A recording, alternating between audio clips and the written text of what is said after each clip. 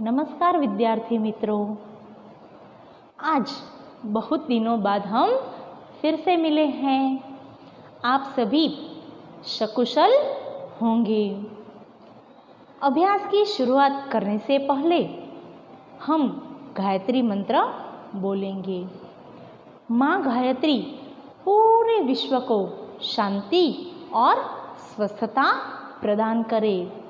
इस भाव के साथ आइए सब साथ मिलकर गायत्री मंत्र बोलते हैं। ओम भूर्भुवः स्वः तत्सवितुर्वरेण्यं भर्गो देवस्य धीमहि धियो यो नः प्रचोदयात्। विद्यार्थी मित्रों, आज हम व्याकरण विभाग की चर्चा करेंगे, जिसमें सबसे पहले हम देखेंगे शब्दकोश। शब्दकोश का अर्थ होता है शब्दों का खजाना। जिसमें बहुत सारे शब्द होते हैं उसे कहते हैं शब्दों का खजाना। शब्दकोश है वह हिंदी के अलावा गुजराती, अंग्रेजी और संस्कृत भाषा में भी होते हैं। डिक्शनरी वह शब्द तो आपने सुना ही होगा। यह अंग्रेजी शब्द है जिसे हिंदी में हम शब्दकोश के नाम से जानते हैं। शब्दकोश है वह हमारा सच्चा मित्र है। शब्दकोश के बहुत सारे उपयोग हैं, जैसे कि नए शब्द का अर्थ जानने के लिए। मान लो आप कोई किताब पढ़ रहे हैं, कोई कहानी पढ़ रहे हैं, उसमें से कुछ शब्द ऐसे होते हैं जिसका अर्थ हमें पता नहीं है, तो ऐसे शब्दों का अर्थ हम शब्दकोश में से जान सकते हैं। फिर शब्दों के समानार्थी शब्द जानने के लिए भी शब्दकोश बहुत उपयोगी है। इसके अलावा शब्द की शुद्ध वर्तनी जिसे हम गुजराती में जोड़नी के नाम से जानते हैं, यही शुद्ध वर्तनी पहचानने के लिए भी शब्दकोश बहुत ही उपयोगी है। यहाँ पर आपको सवाल होगा कि शब्दकोश में अगर हमें कोई शब्द ढूंढना है तो हम किस प्रकार से ढूंढ सकते हैं।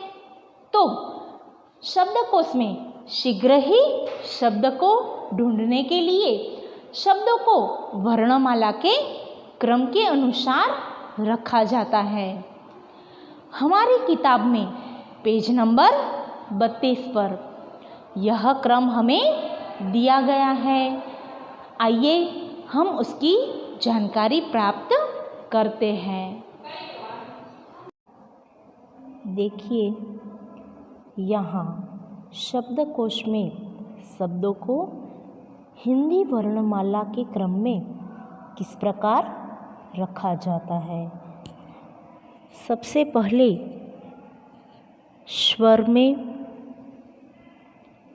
अम आता है।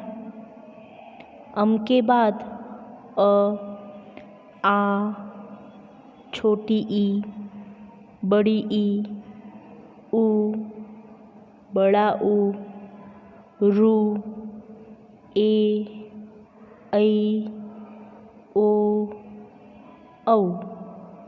यह स्वर पूरे होने के बाद शुरुआत होती है व्यंजन की।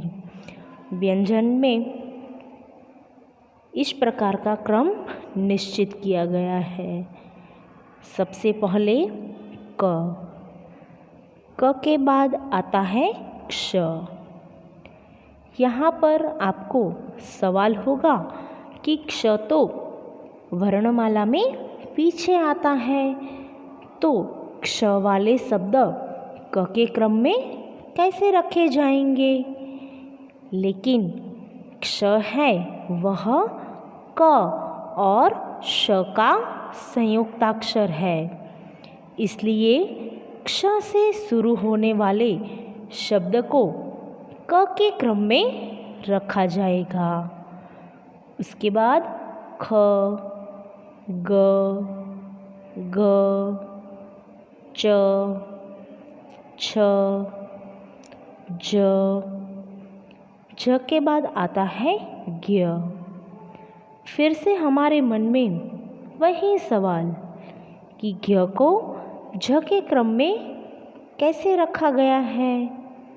तो ज्ञ है वह झ और ज़ का संयुक्ताक्षर है, इसलिए ज्ञ से शुरू होने वाले शब्द को भी झ के क्रम में रखा गया है।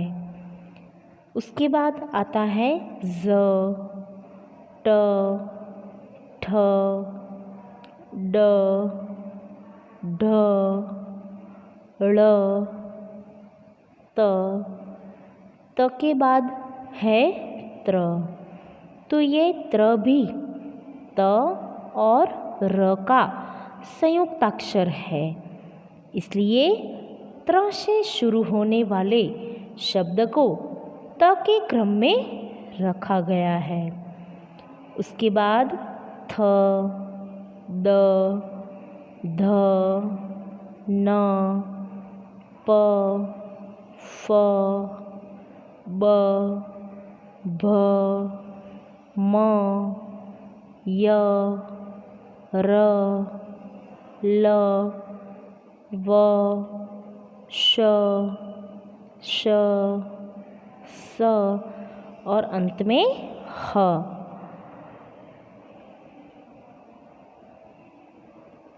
हमें यहाँ पर एक उदाहरण भी दिया गया है कि अगर हमें शब्दकोश में शब्दों का क्रम ढूंढना है तो हम किस प्रकार से उसे ढूंढेंगे।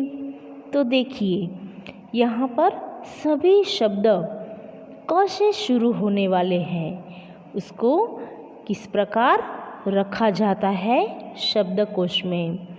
सबसे पहले हमने देखा था ना कि शुरुआत होती है अम से। अम यानी अनुस्वार वाले शब्द। यहाँ पर देखिए, सबसे पहले शुरुआत हुई है कंघाल, उसके बाद कपूर यानी अ, फिर कारावास यानी आ, फिर है किलकारी, यहाँ पर आई छोटी ई। उसके बाद कीर्ति, तो बड़ी ई वाला शब्द है। फिर है कुदाल, छोटा ऊ, कूप, बड़ा ऊ, कृषि यानी रू, फिर केंद्र और केतकी। यहाँ पर देखिए, दोनों के वाले शब्द है, लेकिन हमारी बात हुई है ना कि सबसे पहले अनुस्वार वाले शब्द आते हैं। तो केंद्र और केतकी में सबसे पहले अनुस्वार वाला शब्द आया केंद्र, उसके बाद केतकी, कैदी, कोरा, कौतुक। यहाँ पर औ तक के शब्द पूरे हुए। उसके बाद संयुक्ताक्षर शुरू होते हैं। यहाँ पर क्या, क्रम और क्षमा। देखिए, यहाँ पर क्ष वाला शब्द क के क्रम में रखा गया है। हमने आगे देखा कि क्ष है वह क और श का संयुक्ताक्षर है, इसलिए क्ष वाले शब्द भी क के क्रम में आएंगे। विद्यार्थी मित्रों, व्याकरण में बहुत सारे शब्द होते हैं, उसको भिन्न भिन्न प्रकारों में बांटा गया है। कोई शब्द है वह संज्ञा का होता है तो कोई सर्वनाम, विशेषण, क्रिया आदि भेदों वाले शब्द होते हैं। तो इन शब्दों की हमें कैसे परख हो शब्दकोश में, ये शब्द को बताने के लिए कुछ संकेताक्षर दिए गए हैं। संकेताक्षर यानी कि कुछ संक्षिप्त रूप संकेत के स्वरूप में हमें बताया जाता है। वे किस प्रकार है, हम उसे कैसे पहचान सकते हैं, तो इसलिए हमें यहाँ पर उसका पूरा रूप भी दिया गया है। शब्दकोश में कोई शब्द के पीछे अगर पु लिखा हुआ है तो हमें क्या समझना है कि वह शब्द पुल्लिंग शब्द है। अगर कोई शब्द के आगे स्त्री लिखा हुआ है तो वह शब्द स्त्रीलिंग शब्द है। अगर कोई शब्द के आगे पीछे अगर क्री ऐसा लिखा हुआ है तो वह शब्द क्रिया है, ऐसा हम समझेंगे। फिर है क्रिवी यानी कि क्रिया विशेषण। फिर है शम यानी कि संज्ञा। स यानी सर्वनाम। वि यानी विशेषण। अ यानी अव्यय। क्रि स यानी क्रिया सकर्मक। यानी वह शब्द अंग्रेजी का है, ऐसा संकेत हमें मिलता है।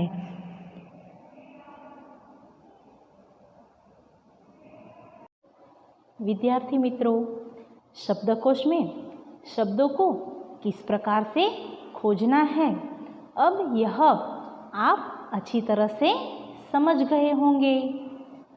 अब हम व्याकरण के दूसरे पॉइंट की चर्चा करेंगे, जो है लिंग। लिंग अर्थात जाति। लिंग का मतलब होता है जाति। हिंदी भाषा में दो प्रकार के लिंग हैं, पुल्लिंग और स्त्रीलिंग। सबसे पहले हम देखते हैं पुल्लिंग। तो जिस शब्द से पुरुष जाति का बोध होता है उसे पुल्लिंग कहा जाता है, जैसे कि मामा, शेर आदि। अब देखते हैं स्त्रीलिंग। तो जिस शब्द से स्त्री जाति का बोध होता है उसे स्त्रीलिंग कहा जाता है, जैसे कि मामी, शेरनी आदि। अब हम देखेंगे लिंग परिवर्तन। विद्यार्थी मित्रों, लिंग परिवर्तन करते समय हमें एक बात ध्यान रखनी है कि अगर शब्द है वह पुल्लिंग दिए गए हैं तो हमें उसका परिवर्तन स्त्रीलिंग में करना है। अगर कोई शब्द स्त्रीलिंग दिया गया है तो उसका परिवर्तन हमें पुल्लिंग में करना है। कुछ उदाहरण हम देखते हैं। बेटा, बेटी, राजा, रानी, नाग, नागिन, पुत्र, पुत्री, हिरन, हिरनी। यहाँ पर हमने देखा कि पहला शब्द है वह पुल्लिंग है, तो हमने उसका परिवर्तन स्त्रीलिंग में किया है। अब देखते हैं औरत, आदमी, छात्रा, छात्र, गाय, बैल, शिक्षिका, शिक्षक, सेठानी, सेठ। यहाँ पर देखिए जो शब्द है वह हमें स्त्रीलिंग दिए गए हैं जिसका परिवर्तन हमने पुल्लिंग शब्दों में किया है। विद्यार्थी मित्रों, अब आपको शब्दकोश और लिंग दोनों अच्छी तरह से समझ में आ ही गए होंगे।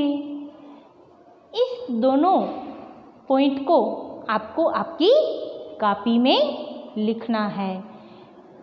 सबसे पहले आपने आपकी कॉपी में लेखन विभाग बनाया है। उसके पीछे से 1, 2, 3, 4,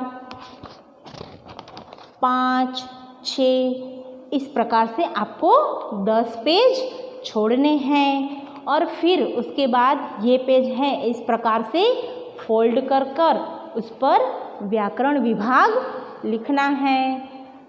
सबसे पहले आप लिखेंगे शब्दकोश। शब्दकोश में हमने जो ब्लैक बोर्ड पर लिखा था सबसे पहले वह लिखना है। उसके बाद आपकी किताब में जो पेज नंबर 32 और 33 पर उसके बारे में जानकारी दी गई है वह भी आपको आपकी कॉपी में लिखना है। उसके बाद नए पेज से लिखेंगे लिंग परिवर्तन। इसमें ब्लैक बोर्ड पर मैंने जिस प्रकार से लिखा है ठीक उसी प्रकार से देखकर आपको आपकी कॉपी में लिखना है। यहाँ पर मैंने कुछ उदाहरण दिए हैं। इसके अलावा भी कुछ नए उदाहरण आप अपने समझ से ढूंढेंगे और उसको भी आपकी कॉपी में लिखेंगे। नई इकाई के साथ फिर से मिलेंगे। सबको मेरा नमस्कार।